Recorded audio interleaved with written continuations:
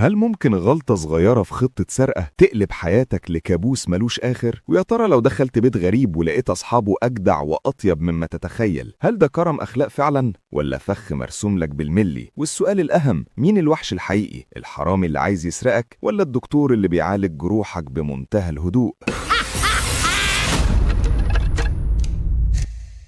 في الريف الإنجليزي الهادي 3 صحاب قاعدين في عربيتهم بيشربوا سجاير وعينيهم على بيت بعيد بيراقبوه بكل تركيز. قدام باب البيت بنشوف الدكتور ريتشارد وهو بيودع مرضى عنده. تاري بيأكد لأصحابه إن الدكتور بياخد مراته ويخرجوا بره كل يوم جمعة، ودي فرصتهم الذهبية عشان يدخلوا يسلقوا البيت وهم مش موجودين. في الوقت اللي كانوا بيستنوا فيه جت ليهم ماري وهي متنرفزة جدا وبتزعق لصاحبها نيثن عشان أخد عربيتها وهي محتاجة تروح الشغل. الخناقة كبرت بينهم، بس قطعت كلامهم لما تيري شاف الدكتور ومراته أخيراً بيخرجوا من البيت. نيثن طار بالعربية لقدام البيت وماري حصلتهم بالعجلة بتاعتها. جالها تليفون من الشغل، فنيثن طمنها إنهم هيخلصوا في 20 دقيقة وهي وعدت مديرها تكون هناك في خلال ساعة. ماري وافقت تستنى بره والشباب نطوا من فوق السور، بس الحظ عاند تيري ونزل نزلة غلط وبقى بيزحف برجله. جاز بغبائه كسر إزاز الباب، فتيري شخط فيه وقال له إن في مفتاح مستخبي في فازة ورد. أول ما دخلوا جاز سأل بلهفة فين الخزنة، بس الصدمة إن تيري ما يعرفش مكانها بالظبط. أمه بتشتغل منظفة في البيت ده وحكت له شوية تفاصيل بس ما قالتش الخزنة فين. جاز اتجنن وبدأ يحدف الحاجة ويكسرها في كل حتة بمنتهى الغل، وتيري بيحاول يلم وراه بسرعة عشان هم اتفقوا ما يخربوش حاجة. جاز سرق أدوية من مكتب الدكتور ومجوهرات من أوضة مراته، ودخل أوضة بنتهم كيت وكسر بيوت العرايس اللي فيها. أما نيثن فكان بارد جدا وقعد ياكل من التلاجة. أخيرا تيري نزل البدروم ولقى الخزنة، بس الخيبة كبرت لما لقوا إن الخزنة بتاخد أرقام سرية بالبكرة القديمة مش ديجيتال زي ما هم متوقعين، ومحدش فيهم بيفهم فيها. بره ماري زهقت وقعدت تضرب كلاكسات ومش عارفة تمشي لأن مفاتيح عربيتها مع جاز. جوه البدروم الشباب بيحاولوا يفتحوا الخزنة بالشنيور مرة وبالشاكوش مرة، وتيري حاول يعيش الدور ويستخدم سماعة الدكتور عشان يسمع تكة القفل، بس طبعا مفيش أي فايدة. أخيرا نيثن رد على تليفون ماري وهي بتزعق وبتقوله إنها لازم تمشي فورا، فقفل السكة في وشها بكل برود. تيري بدأ يقلق وقال لهم لازم نمشي، بس نيثن اتجنن ورفض. وهنا جاز طلع بفكرة شيطانية، احنا نستنى أصحاب البيت لما يرجعوا ونجبرهم يقولوا لنا كود الخزنة. الليل ليل وماري ما بطلتش تضرب كلاكسات وتنادي على نيثن بأعلى صوتها، بس هو وجاز كانوا قاعدين بيتفرجوا على التلفزيون ومطنشينها خالص. تيري صعبت عليه وحاول يقوم يوصلها، بس جاز منعه وبدأ يشك انه عايز يهرب ويسيبهم. في الآخر نيثن صدع من صراخها، سحب منها موبايلها، وفي لحظة ضعف بدأوا يقضوا وقت مع بعض على الترابيزة بعيد عن السرقة. وفي وسط الوقت ده ماري فجرت القنبلة وقالت لنيثن أنا حامل. الغريبة إن نيثن ما تهزش وقال لها إن فلوس السرقة دي هتخلينا نربي العيل باشا. فجأة سمعوا صوت عربية بره. الدكتور ريتشارد ومراته رجعوا. الشباب لبسوا شرابات في وشهم وغطوا وش ماري هي كمان بالعافية. أول ما الدكتور ريتشارد وإيلين دخلوا العصابة هجمت عليهم. في العركة دي الست العجوزة وقعت وإيديها اتجرحت من إزاز الفازة المكسورة. الدكتور كان هيتجنن عليها، فالشباب سيطروا عليهم وخدوهم لأوضة المعيشة. الدكتور بدأ يتحايل عليهم ياخدوا أي حاجة بس يسيبوه يعالج مراته. ماري لما شافت المنظر صعبوا عليها، فجابت شنطة الإسعافات الأولية وقعدت تنظف جرح إيلين وتربطه بتوجيهات من الدكتور. بعدها جاز رمى ليها شرابات وأجبرها تربط إيد إيلين. لما سألوهم عن الفلوس الدكتور اداهم محفظته وقال لهم في مبلغ مستخبي في المطبخ، بس لما جه الكلام عن الخزنة الدكتور عمل نفسه ما يعرفش حاجة عنها. وبالطريقة دي انتهوا بيهم الحال وهم مسحولين للبدروم عشان يبدأ التحقيق بجد. ماري خلاص جابت آخرها ومعترضة على المهزلة دي، بس نيثن شخط فيها وقال لها اسكتي خالص، أنا بعمل كل ده عشان اللي في بطنك. قعد يزعق في الدكتور ريتشارد عشان يقول له الكود، بس الدكتور ببرود قعد ينتقد أسلوبه، فما كان من نيثن غير إنه ضربه بالقلم. جاز بحقد بدأ يقرب السيجارة من وش إيلين، بس نيثن منعه قبل ما يحرقها، فجاز سلمه كتر وقال له قطع فيه لحد ما ينطق. ماري سابتهم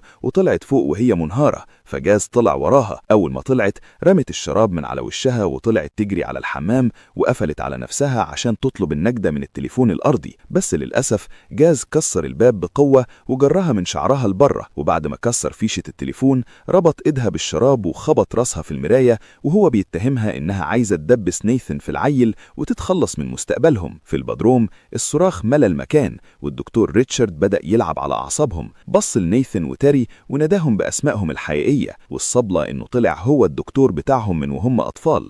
هو عارف أهاليهم وشافهم وهم بيكبروا كصحاب، وقعد يقول ليهم إن واحد براني زي جاز هو اللي بيبوظ حياتهم. نيثن اتجنن وزعق فيه، بس تيري شال الشراب من على وشه ووافق الدكتور وقال لصاحبه لازم نمشي من هنا. نيثن من غله زقه في الحيطة وقال له يسكت خالص. في اللحظة دي دخل جاز وهو ساحل ماري معاه وقال لهم إنها كانت بتبلغ البوليس. نيثن حط الكتر على رقبة إيلين وهو بيغلي وبيسأل عن الكود، ولما لقى الدكتور لسه ساكت جاز وشوش في ودنه بفكرة شيطانية خلت نيثن يهدد بقطع صباع إيلين.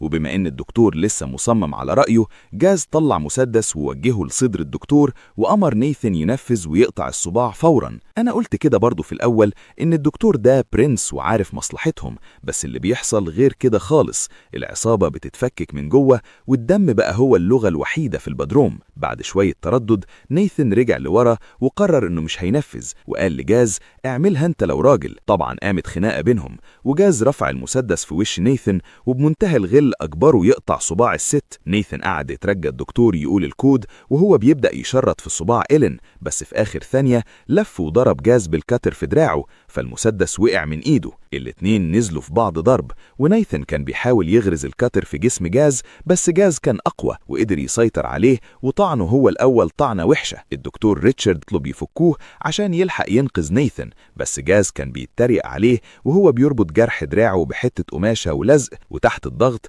الدكتور نطق الأرقام أخيرا. في الوقت اللي كان فيه جاز مشغول بالخزنة الدكتور كان بيحاول يغمز لتيري إنه يفك أسرهم، بس تيري كان انهار تماما وقعد يلطم. جاز اكتشف إن الكود فيك وما فتحش، فالدكتور عمل نفسه اتلخبط في الأرقام وقال له جرب تاني. وفي الزحمة دي ماري كانت بتحاول تفك الحبال من إيدها بمنتهى الهدوء. الكود التاني طلع غلط هو كمان، فجاز فقد أعصابه وربط إيلين في عرق خشب باللزق وشغل منشار كهربائي وبدأ يقرب منها، بس السلك طلع قصير. وهو بينقل الفيشة لمكان تاني ماري كانت فكت إيدها أخيرا ومسكت شاكوش وبكل قوتها نزلت بيه على دماغ جاز، قضت عليه في لحظتها. ماري فكت الدكتور وبصت لقت البدروم متصل بالجراج وفي عربية فان. قالت ناخد نيثن بسرعة على المستشفى، بس المفاجأة إن الدكتور ريتشارد طلع مسدس كان مخبيه وقال بكل حزم محدش هيتحرك من هنا. ماري اترعبت، بس الدكتور طمنها وقال لها إن المستشفى بعيدة ونيثن هيموت في الطريق وإنه هيعالجه هنا لحد ما المساعدة تيجي. تيري وماري شالوا نيثن وطلعوا بيه فوق، والدكتور خد مفاتيح العربية من جثة جاز وفك مراته. في أوضة المكتب الدكتور ريتشارد بدأ يعالج صباع إيلين الأول وهي بتقول بكل قسوة إن العصابة دي أخدوا اللي يستحقوه. بعدها الدكتور شال النصل من جسم نيثن واضطر يستخدم ملقط جراحي عشان يطلع حتة مكسورة محشورة جوه الجرح. طمنهم إن النصل ما جاش في أعضاء حيوية، يعني في أمل كبير إن نيثن يعيش. وعشان يعرف يشتغل براحته طلب من إيلين وماري وتيري يستنوا بره. في الوقت اللي كانت فيه إيلين بتنظف المكان ماري انهارت تماما من العياط وقام تيري يواسيها، بس الموضوع قلب منه بسخافة. فجأة قال لها إنها زي القمر وحاول يبوسها. ماري طبعا زقته بقوة وشخطت فيه وقعدت تأنبه عشان هو اللي فتن على مكان الخزنة للعصابة، وقالت له إنها متأكدة إنه كان هيسيب نيثن ويهرب لو ما كانتش هي موجودة. بعدها بدأت تهينه وتقول له إن أخته التوأم جين سابته عشان هو مجرد نكتة وعمرها ما حبته أصلا. ماري سابته ودخلت أوضة المعيشة وحاولت تفتح صندوق غامض لمحته، بس إيلين منعتها بشكل غريب. بعدها ماري حاولت تدخل أوضة الدكتور، ورغم إنه حاول يمنعها إلا إنها زقت الباب ودخلت. لقت نيثن نايم والدكتور فهمها إنه اضطر يخدره عشان يعرف يعمل الغرز. ماري لمست جسمه وحست إنه ساقع بزيادة، بس الدكتور حلف لها إن ده طبيعي. الدكتور مسك التليفون الأرضي وعمل نفسه بيطلب الإسعاف، بس ماري لمحت إن الفيشة لسه مكسورة وده معناه إن الدكتور بيكذب عيني عينك. فجأة ماري حست إنها تعبانة وقعدت ترجع في الحوض، والدكتور قال لها إنه هيجيب لها دواء يريحها. في الوقت اللي كان فيه الدكتور بيلف وشه ماري فتشت جيوب نيثن بسرعة عشان تلقي موبايلها، بس ما لقيتش حاجة.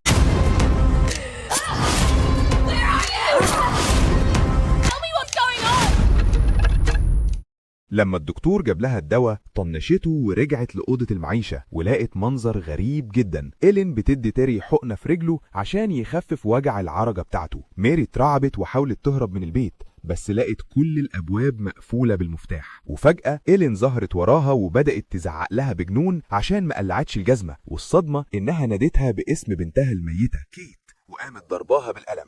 الدكتور ريتشارد جري بسرعة عشان يهدي إيلين، وكشف إنها بتعاني من اضطراب في الذاكرة. الدكتور بيكذب في التليفون، والست مشبهة على ميري إنها بنتها الميتة وكل الأبواب اتقفلت. في الوقت اللي كان فيه ريتشارد بيبعد إيلين عشان يهديها، ميري جريت تدور على تيري، والمفاجأة إنها لقيته قاعد بمنتهى البرود بياكل ويتفرج على التلفزيون وكأن مفيش جثة تحت ولا صاحبه بيموت. قالت له برعب لازم نمشي حالا، هات موبايلك. بس الرد كان أكثر برودا وقال لها إنه ده لألين. ميري لسه بتهزقه، بس العجوزين قطعوا كلامها وعزموهم بكل أدب يشربوا معاهم شاي. ميري من كتر التعب والخوف كان نفسها تشرب سيجارة، بس إيلين منعتها بقوة. حاولت تفتح باب تاني عشان تخرج تشرب بره، بس لقيته هو كمان مقفول. وهنا ريتشارد أجبرها تقعد لما قعد يحكي لها تفاصيل مرعبة عن اللي ممكن يحصل للجنين لو الأم مرتاحتش. وفي وسط القعدة ظهرت حشرة مقرفة على الترابيزة. إيلين موتتها بإيديها بكل بساطة ومسحت إيديها وكأن مفيش حاجة حصلت.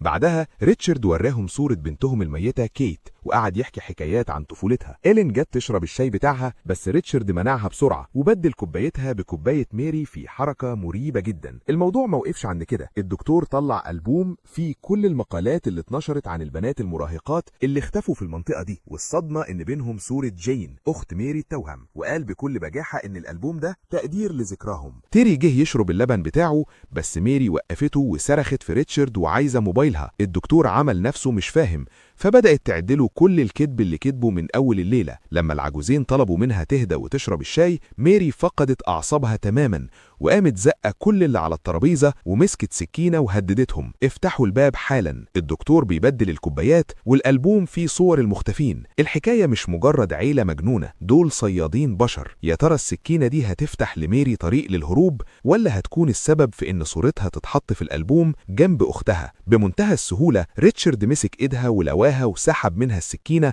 وجرها من شعرها وحبسها في الدولاب اللي تحت السلم وقفل عليها. طلب من تيري يراقبها وهو طالع عشان ينيم إيلين. ميري فضلت تخبط على الباب وتترجى صاحبها يفتح لها، بس تيري قلب عليها وقعد يزعق لها عشان بتحب نيثن، وقعد يقول لها إنه مش بيحبها وبيستغلها بس. ميري وهي بتعيط قالت له نيثن مات يا تيري، بس هو طنشها وكأنه مش سامع. فوق في الأوضة إيلين كانت منهارة ومصممة إن ميري لازم تتعاقب، والدكتور وافقها بل وحمسها إنها تساعده في المهمة دي. في اللحظة دي تيري بدأ يحس إن رجله نملت وما بقاش حاسس بيها، وافتكر إن إيلين غلطت في جرعة الدواء، بس ميري قطعت شكه وقالت له بقوة هي عملت كده بقصد يا غبي. تيري انهار وقعد يعيط من الصدمة. ميري حاولت تسيطر على الموقف واعتذرت ليه وقالت له خلينا نشتغل مع بعض، بس تيري عقله فوت وافتكرها جين حبيبته القديمة اللي سابه. ميري مشيت معاه في السكة عشان تهرب، وفعلا فتح لها الباب وهو متخيل إنه هيشوف حبيبته، بس ميري أخدت السكينة وطلعت تجري على فوق. تيري بمساعدة عكاز مشي بصعوبة وبص من خرم الباب على نيثن، لقاه جثة ما بتتحركش، هو نايم بس هو نايم. تيري طلع وراها أوضة كيت ولقى ميري بتربط ملايات السرير في الشباك عشان تهرب،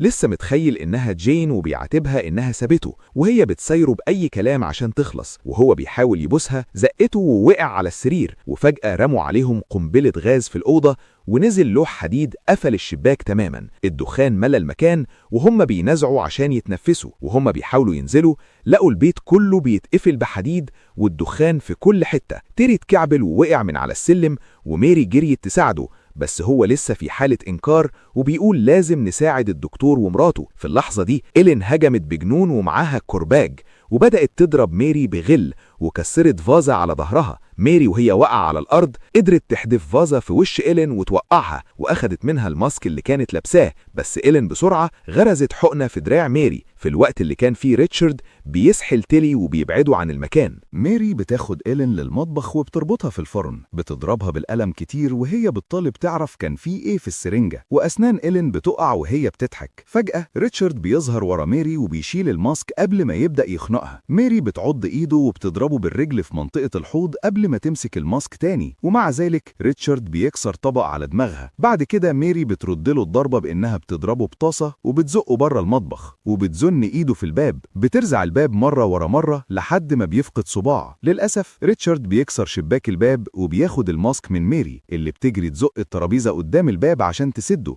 بتمسك سكينة وبتهدد بقتل إيلين لما بدأت تحس بدوخة بسبب الحقنة. ريتشارد بيوعد إنه هيجيب تيري والمفاتيح، بس محتاج دليل إن إيلين لسه عايشة، فبيغني عشان يخليها تغني هي كمان. تيري والمفاتيح بيترموا بره باب المطبخ، فميري بتدخلهم جوه وبتفتح أخيرا باب البدروم. بتجر تيري لتحت وبتزق جثته في ظهر العربية الفان قبل ما تنط في كرسي السواق. لما بتفتح باب الجراج بتلاقي إيلين وريتشارد سادين الطريق. بتدور العربية بنية إنها تدهسهم، بس في اللحظة دي تيري بيضربها بالنار بالمسدس اللي ريتشارد اداهوله. وفي الوقت اللي ميري بتنزف فيه ببطء لحد الموت، ريتشارد بيسخر منها عشان ما كانتش بتسمع الكلام. بعد كده هو وإيلين بيحطوا تيري على كرسي متحرك وبيعلنوا إنه يستحق مكافأة. ريتشارد بيبدأ أخيرا يفتح الخزنة عشان يكتشف بس إنها في الحقيقة باب لمخبأ سري. جوه جين متربطة بسلاسل على السرير. بيتضح إنه بعد موت كيت كان ألان وريتشارد بيخطفوا بنات عشان يبدلوهم ببنتهم، خلوهم يلبسوا هدوم كيت وينادوهم باسم كيت. لو البنت ما كانتش بتتصرف كويس كانت بتتقتل ويجيبوا غيرها. جين كانت آخر واحدة لأنها كانت بتتصرف كويس، وكمكافأة على مساعدة الزوجين تيري بيتقفل عليه في المخبأ مع جين. بعد بأسبوع